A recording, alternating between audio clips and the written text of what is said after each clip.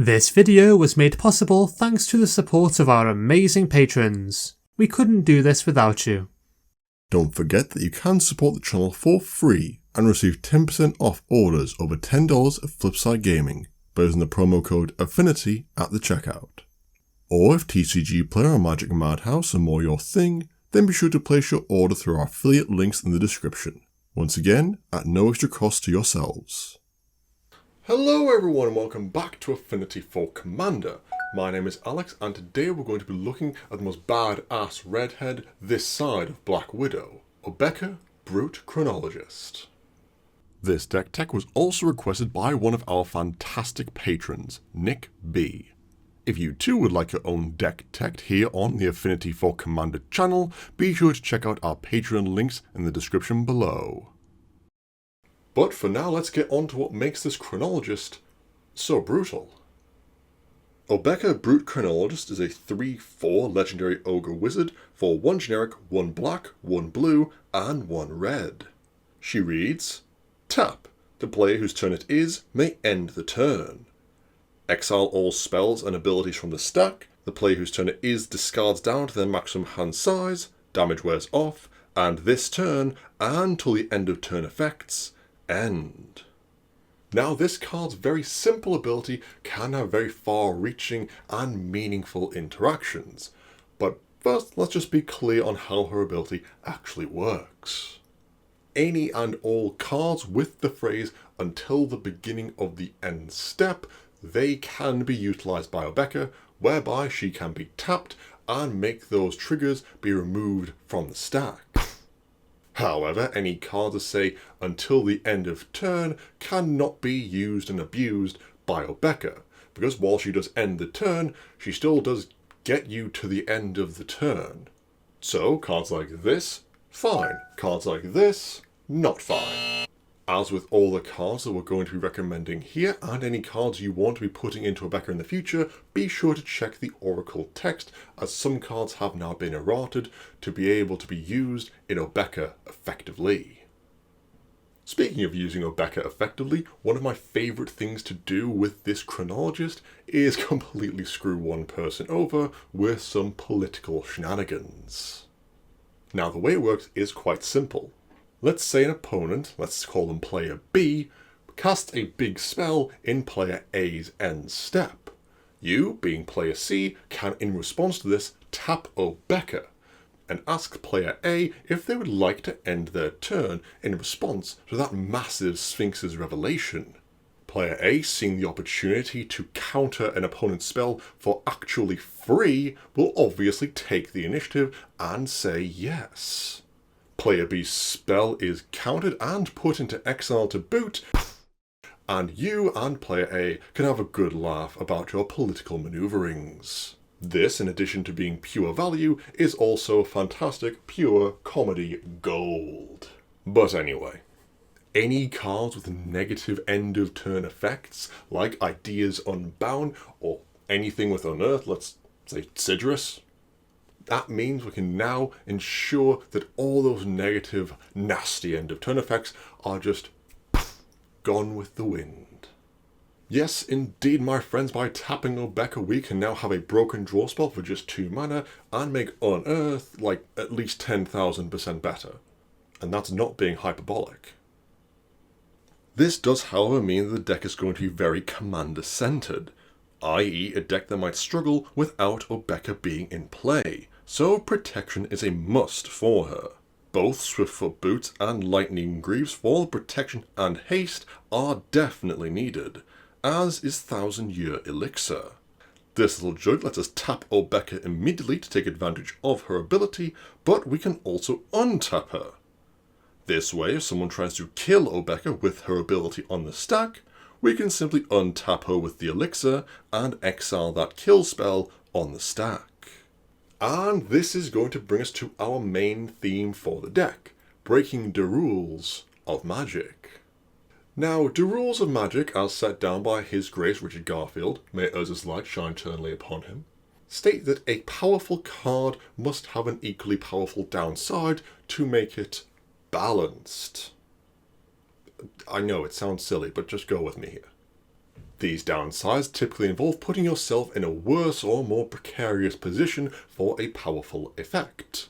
Take, for example, Felden of the Third Path, an incredibly powerful card with an incredibly powerful ability to recur anything from your yard and give it haste, and it doesn't even excel the spell. You can then use it again next turn, creating infinite copies of just one really good, nice creature.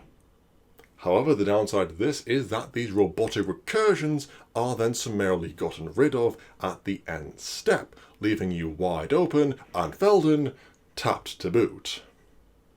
This effect can also be seen in cards like Sneak Attack, Puppeteer Click, Flame Shadow Conjuring, and Sneakbore. Ilhag the Raisebore. All these cards help generate a quick board state and be hyper-aggressive, only to have their advantages disappear at the end step. Or, if we look even deeper into the abyss, then we can even have extra turns for the low costs of Final Fortune and Last Chance, with the small downside of us losing the game in the next end step. But with Obeka out, these are simply problems of the past. For cards like Felden, Sneak Attack, and the Clique, with all of their getting rid of triggers, on the end step stack, we can simply tap Obeka and remove them, thus creating a huge advantage for ourselves. Thus completely breaking the rules of Magic. Other cards we can use to abuse the rules are Hate Mirage to create tokens of two of the best creatures in play that we don't control, and when it comes time to sack them at the end of turn, keep them around anyway. In the same vein as this, Kiki Jiki can be used to create us our own tokens that we can then keep around with Obeka, or if we want to start using other people's cards instead, then Zara Renegade Recruiter is a fantastic card. To not only look at our opponent's hand, not only steal a creature from our opponent's hand, but then keep it forever after it's already attacked them. Sorry, I really like Zara for this deck. Identity Thief is also a perfectly horrible card to use. You attack with the Thief, exile the defending player's biggest creature. The Thief then becomes this creature, and then you have damage. But then when we get to the end step, yes, the Thief goes back to being a 0/3. But with the return trigger on the stack, we get to tap Obeka and remove it from the stack, keeping that creature exiled permanently. Which to me is both hilarious and on just the wrong side of unfun. We can even use Obeka to get rid of any unwanted ETBs, like Croxa, Titan of Death's Hunger, which would normally be sacrificed without escaping, and the Eater of Days, which would cost us a 2 whole turns for this big Leviathan boy. But with Obeka, we now get a 6/6 for 2 mana with a lovely attack trigger, as well as a 9/8 flying trampler for 4 mana. Which, seems fair. But now let's get onto our sub-theme for this deck. Because yes indeed, for Obeka, Recursion is even on the cards. On the cards. Magic puns. The obnoxiously obvious options are the Eldrazi. Cards like It That Betrays, Pathrazer of Ulamog. Well, just because pseudo-unblockable is always funny to me. Okay, it's also because the art reminds me of Bloodborne boss. You know the one. And finally, Ulamog, the Ceaseless Hunger. Just to flat exile a fifth of your opponent's remaining library. Plus, giving these Annihilators haste and then swinging relatively early in the game can very easily make someone have to sacrifice their lands to the Annihilator trigger. Not an overall fun, enjoyable, or wholly healthy experience for an EDH game, but if you're playing these types of cards, you know the type of person you are. Now, other recursion targets include 2 of the primordials, that of the Sepulchre and the Diluvian kinds. Both are able to grant massive amounts of advantage just by entering the battlefield, and if we can get around their steep mana costs, all the better. However, speaking of advantage, Etali the Primal Storm is a fantastic recursion target, as most spells will give it haste, which the big dino can then swing, and then boom, you potentially have 4 new cards to cast. And most of them aren't even yours. The creatures in our bin can also serve the useful purposes, like removal. Noxious Gearhulk and Ravenous Chupacabra are great for a target-based removal. And then if we want to get rid of any pesky elves or humans board state, then we can use Massacre Worm. Not only does it have a lovely ETB to shred any token-producing deck, but it also has a nice draw effect bolted onto it as well. But most importantly for the worm, it does not kill Obeka.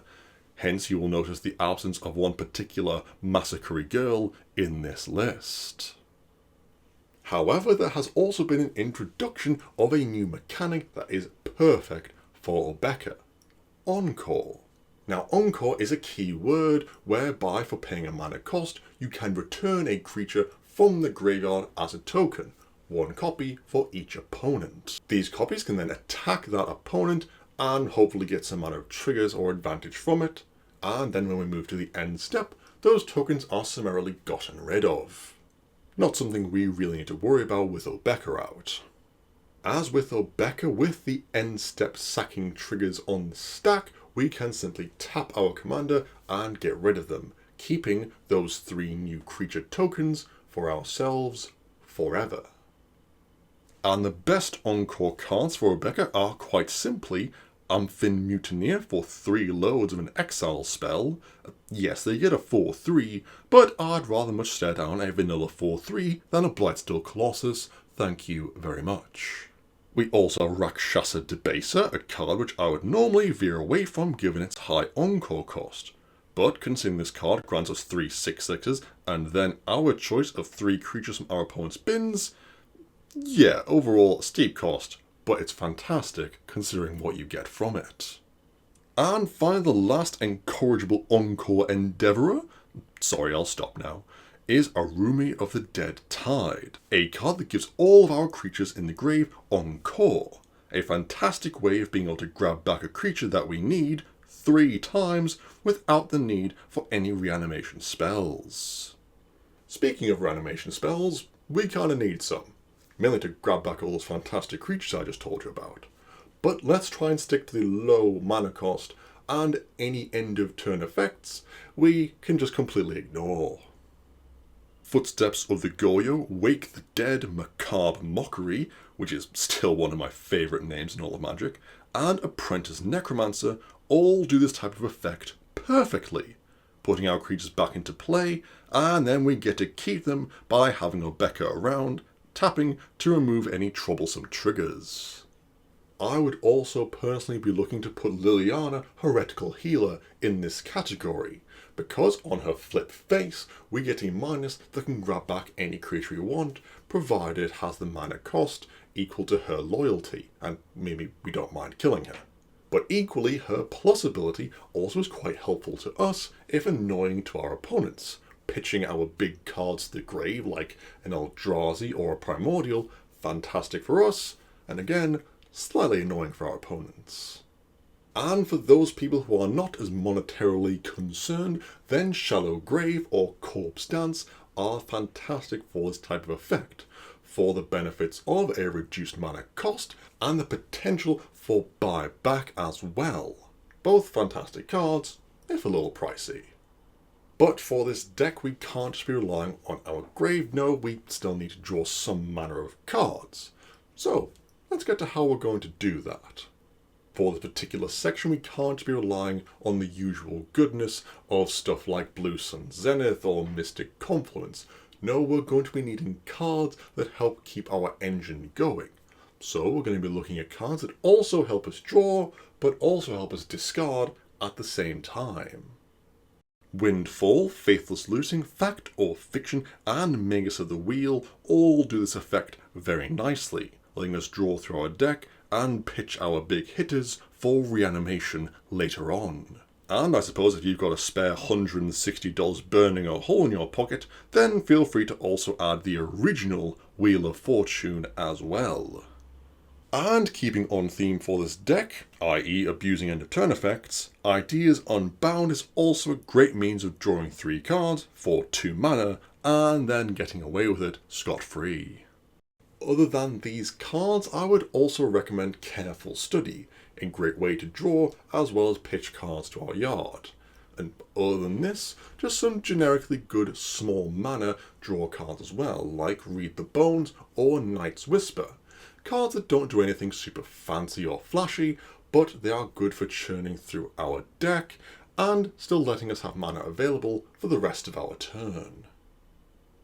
Now, moving on to the lands for this deck, the only 2 that I really want to talk about are Gaia-Reach Sanitarium and Minamo School at Water's Edge. Now, the Sanitarium is rather obvious. It lets us draw cards and pitch our big hitters to the yard for use later on. Very simple, but also it does what it needs to do. Meanwhile, Minamo has a much more interesting interaction with our commander. You see, if someone is looking to kill our commander and she's already tapped because we want to get rid of some troublesome trigger, then oh no, we can't do anything about it. But with Minamo out, we can then tap the land to untap Obeka to then re-tap her. Again, exiling everything that is now on the stack, thus saving her from a kill spell.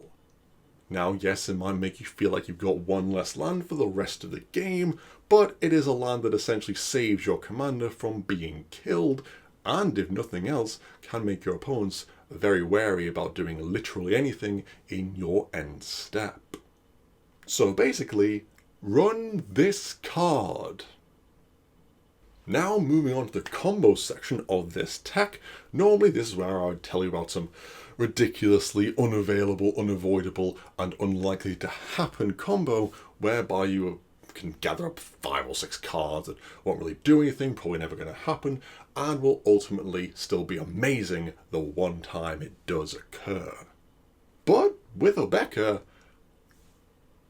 unfortunately, Obeka just doesn't really lend herself to any weird combos. All the combos that Obeka is involved in are, well, completely disdainful. Disdainful whoosh. Go. Disdain.